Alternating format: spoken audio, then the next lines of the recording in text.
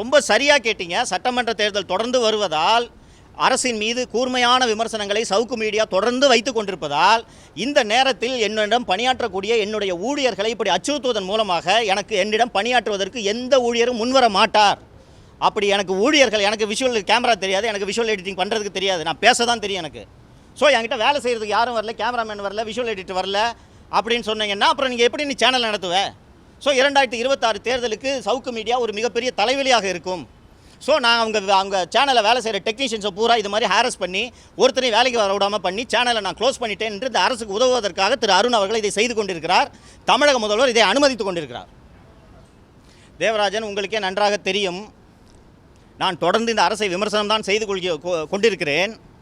ஆனால் முதல்வர் நீங்கள் தாராளமாக விமர்சனம் செய்யலாம் என்று சொன்ன பிறகும் ஒரு ஜேர்னலிஸ்ட் வீட்டில் ஹெல்மெட் போடலன்னு ராத்திரி 11:30 மணிக்கு போய் பைக்கை சீஸ் பண்ணுறாங்கன்னா இந்த ஆட்சியில் என்ன நடக்கிறது, அதிகாரிகள் என்ன செய்து கொண்டிருக்கிறார்கள் என்பது எதுவுமே தெரியாமல் இந்த முதல்வர் ஆட்சி நடத்தி கொண்டிருக்கிறார்.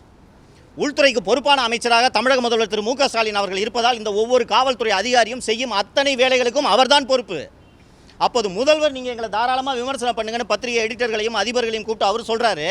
அவங்க போலீஸ் ஹெல்மெட் போடலன்னு ராத்திரி 11:30 மணிக்கு வீட்டுக்கு போய் பைக்கை சீஸ் பண்ணிட்டு இருக்காங்கன்னா அவர்கள் மீது நடவடிக்கை எடுக்கக்கூட துணிச்சலற்ற முறையில், செயலற்ற முறையில் பொம்மை முதல்வராக திரு மு.க. ஸ்டாலின் இருக்கிறார் என்பதைத்தான் நாம் இதிலிருந்து புரிந்து கொள்ள வேண்டும்.